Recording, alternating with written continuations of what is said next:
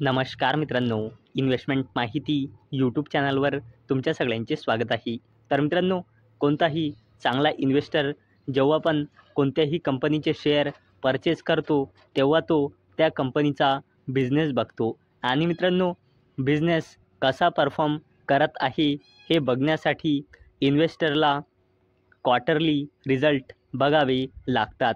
आणि मित्रांनो, आजच्या व्हिडिओमध्ये आपण अशाच 10 कंपन्यांबद्दल बोलणार आहोत, ज्या कंपन्यांचा क्वार्टरली रिझल्ट आपल्याला येणाऱ्या नेक्स्ट वीकमध्ये पाहायला मिळू शकतो. तर चला व्हिडिओ स्टार्ट करूया.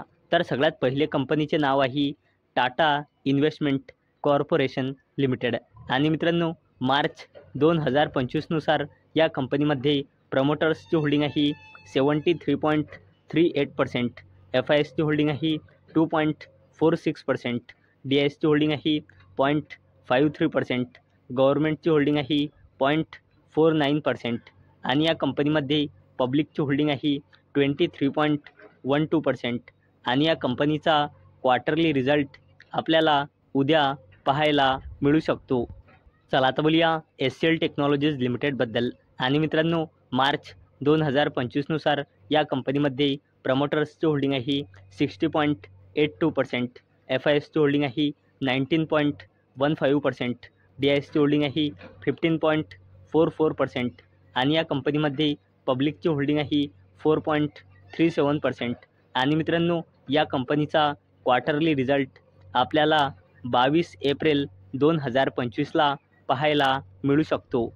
चला आता बोलूया बजाज हाऊसिंग फायनान्स लिमिटेडबद्दल. आणि मित्रांनो, मार्च 2025 या कंपनीमध्ये प्रमोटर्सची होल्डिंग आहे 88.75%, FISची होल्डिंग आहे 1.12%, DISची होल्डिंग आहे 0.72% आणि पब्लिकची होल्डिंग आहे 9.41% आणि या कंपनीचा क्वार्टरली रिझल्ट आपल्याला 23 एप्रिल 2025 पाहायला मिळू शकतो.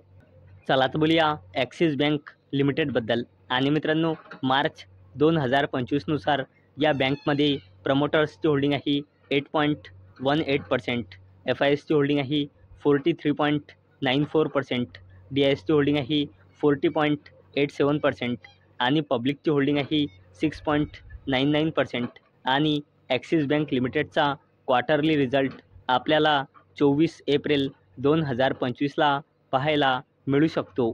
चला आता बोलूया हिंदुस्तान युनिलिव्हर लिमिटेडबद्दल. आणि मित्रांनो, डिसेंबर 2024 या कंपनीमध्ये प्रमोटर्सची होल्डिंग आहे 61.90%, FISची होल्डिंग आहे 11.43%, DISची होल्डिंग आहे 14.67% आणि या कंपनीमध्ये पब्लिकची होल्डिंग आहे 11.94% आणि हिंदुस्तान युनिलिव्हर लिमिटेडचा क्वार्टरली रिझल्ट आपल्याला 24 एप्रिल 2025 पाहायला मिळू शकतो. चला तर बोलूया टेक महिंद्रा लिमिटेडबद्दल. आणि मित्रांनो, डिसेंबर 2024 या कंपनीमध्ये प्रमोटर्सची होल्डिंग आहे 35.01%, FISची होल्डिंग आहे 24.19%, DISची होल्डिंग आहे 30.73% आणि या कंपनीमध्ये पब्लिकची होल्डिंग आहे 9.88% आणि टेक महिंद्रा लिमिटेडचा क्वार्टरली रिझल्ट आपल्याला 24 एप्रिल 2025 पाहायला मिळू शकतो. चला आता बोलूया अडानी ग्रुपच्या जबरदस्त कंपनीबद्दल, जिचे नाव आहे अडानी एनर्जी सोल्युशन्स लिमिटेड.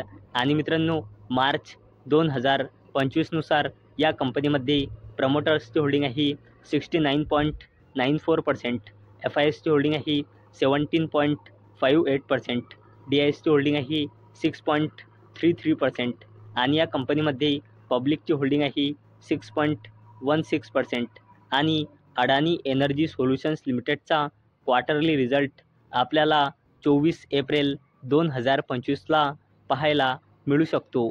चला आता बोलूया टाटा ग्रुपच्या अजून एका जबरदस्त कंपनीबद्दल, जिचे नाव आहे टाटा टेक्नॉलॉजीज लिमिटेड. आणि मित्रांनो, डिसेंबर 2024 या कंपनीमध्ये प्रमोटर्सची होल्डिंग आहे 55.22%, FISची होल्डिंग आहे 3.10%, DISची होल्डिंग आहे 3.06% आणि पब्लिकची होल्डिंग आहे 6.61% आणि टाटा टेक्नॉलॉजीज लिमिटेडचा क्वार्टरली रिझल्ट आपल्याला 25 एप्रिल 2025ला पाहायला मिळू शकतो. चला आता बोलूया मारुती सुझुकी इंडिया लिमिटेडबद्दल. आणि मित्रांनो, डिसेंबर 2024नुसार या कंपनीमध्ये प्रमोटर्सची होल्डिंग आहे 58.28%, FISची होल्डिंग आहे 15.47%, DISची होल्डिंग आहे 22.89% आणि पब्लिकची होल्डिंग आहे 3.28%.